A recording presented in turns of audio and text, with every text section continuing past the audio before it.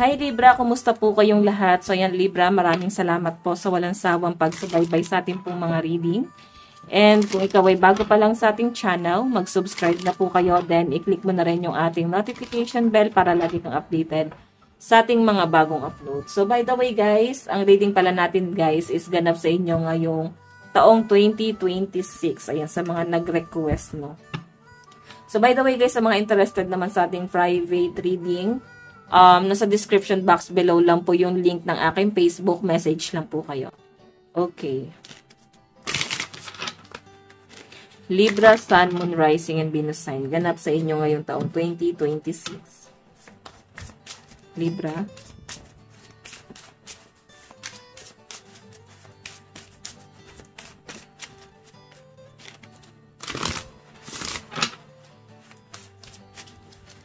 Meron tayong I trust the wisdom within.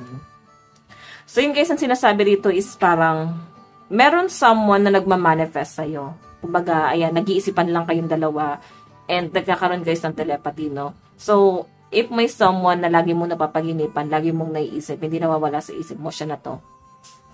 May na-manifest ka nitong taong to, guys. Lagi kang tumatakbo sa isip niya. Yan yung nakikita ko. And parang ang dating sa akin dito, hindi niya alam kung paano ka kakalimutan. Ayun, hindi kanya makalimutan at all. So, by the way, meron tayong I was called here on a mission. So, nakikita ko guys na mas nagpo-focus ka sa mga responsibility, sa goal mo sa buhay. May nakikita ko guys, possible na baka mag-travel abroad or baka magtrabaho ka abroad. And parang ito muna yung mas i-consider mo, yung career mo sa abroad, no?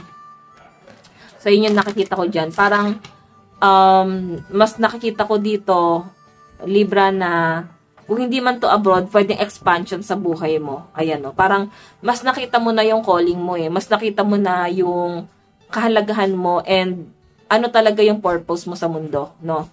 So, nakikita ko guys, magkakaroon ka ng expansion and malaking tulong din yung nagagawa sa'yo ng person mo, no? And parang, alam mo yon, magkakaroon ng give and take. Meron lang someone dito na parang nag-iisip sa inyo eh, minamanifest ka. So, possible guys na, ayan, baka nagkabalikan na kayo, baka nagkaayos na kayo. Pwedeng karelasyon mo na to. Nakikita ko guys yung suporta sa'yo na tong taong to. So, by the way, tignan pa natin. Meron tayong I lovingly accept myself. Ayan. So, parang tinatanggap mo yung calling mo, yung gift, tinatanggap ng mga Libra yung kanilang, may success kasi paparating sa inyo guys eh.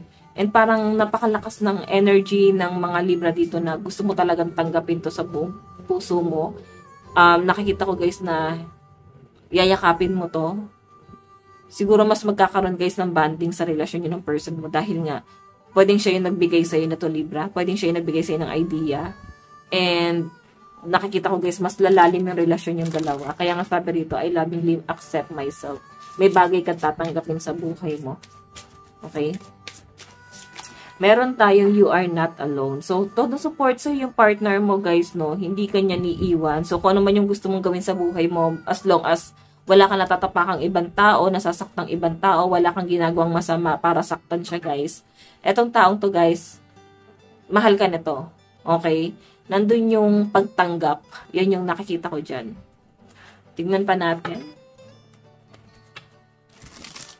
So, hindi naman sa parang walang amor or wala siyang pakialam sa inyo. Mas nakikita ko lang dito, Libra, na open-minded talaga si partner mo. And gusto niya na maramdaman mo na sinusuportahan ka niya sa kung ano yung gusto mo mangyari sa buhay mo. Kung ano man to, no, pwedeng hobby, sa career, kung ano man yung gusto mong gawin, guys, todo support lang sa yung partner mo. So, by the way, tingnan natin additional message. I trusted you and it broke me. Oh. Parang may sinaktan. Nasaktan ka or nasaktan mo yung person mo. Kasi sobra yung pagtitiwala, guys. Pwedeng may trust issue na. Pwedeng meron kayong kailangan i-workout or meron kayong kailangan i-let go na ng person mo, may mga past issue para mas mag-work itong relasyon na to. Ang problema lang guys, yes, todo support sa yung partner mo. Yun nga lang guys, meron siyang matinding trust issue sa'yo. Minsan pinipilit niya na lang din yung sarili niya na magtiwala kahit yung totoo, nahihirapan siya na magtiwala. Yun. Meron tayong, so sabi dito guys, I question if I'm what you need. Diba? Lagi mo tinatanong, Libra, ano yung kailangan mo? Ano yung gusto mong gawin? Pwede na dun sa point na gusto niyang i-provide sa inyo. Gusto niya ibigay sa inyo, Libra. Or ikaw to, gusto mong ibigay yung pangangailangan ng person mo. Gusto mo siyang i-spoil. Pwede nagawa mo na eh. Nagawa mo na to. Ibigay mo na lahat sa kanya.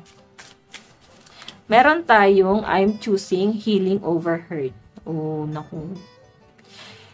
So, yung support na ginagawa sa inyo ng person mo, siguro kasi hindi na ganun kalalim yung love. Okay? Kaya siguro may matindi siyang trust issue dito. Like, gusto niya na lang na, sige, gawin mo kung ano yung gusto mo. Nandito lang ako. Like, hindi naman, parang hindi ka na niya mahal. Pero siguro kasi, ayaw ka na niyang kontrolin. Kasi, ang dating sa kanya dito, nasasaktan mo siya, dahil nga, nakokontrol ka niya. So, ayaw niya nang gawin yun kasi ayaw niya nang bumalik sa dati. Na kung ano yung naging issue niyo before. Meron tayong let's rewrite our love story together. Diba sabi ko sa inyo, past person to. O pwede guys na, pwede rin naman guys na ngayon, kung nagkabalikan na kayo, tinatry niyong i-work out itong relasyon na to. Nakikita ko yung parang pagiging inosente ng puso nyo, pagiging inosente nyo ng person mo, nung mga panahon kung paano kayo nag-end. And ngayon guys, nakikita ko more on healing talaga to. Nakikita ko yung malalim na pagmamahal nyo sa isa't isa. Pero, parang hindi nyo pa alam kung paano ibabalik yon. Okay? Or kung paano nyo ibabalik yung pagmamahal na yon. So, nandun lang yung parang, hindi naman porke panggagamit eh. Nakikita ko dito guys, nag-i-stay naman. Pero mas, mas less yung emosyon. Yun po. Tignan pa natin. Ayun, no time or distance can break our connection. So, meron kang iniisip dito na someone na parang sa palayo. Okay, message. Meron tayong you feel like home. Being with you reminds me of simpler times. You bring me so much happiness and peace. Tignan pa natin. Meron tayong something to say, there's something I really want to share with you. I'm waiting for the right time to tell you. Okay. What else? Meron tayong need time to heal right now. I'm in a space where I need to focus on my healing, my self-love. This isn't about you. This about you. It's about me. So, nakikita ko guys, yung parang alam mo yon, nakikita ko yung malalim na pagmamahal mo sa taong to. Pero siya kasi guys, more on distant siya dun sa connection guys. Oo. Mararamdaman mo yan na parang medyo nagiging distant siya or parang lagi siya nagsaset ng boundaries. Parang mas malayo siya. Tingnan pa natin. Advice. Meron tayong, this could be the one. You've already met the romantic partner you seek. So, ito na ngayon someone, nakakilala mo na nga to, or kasama mo na nga ngayon. Pwede meron kayong malalim na issue na pinipilit nyong i-overcome ngayon.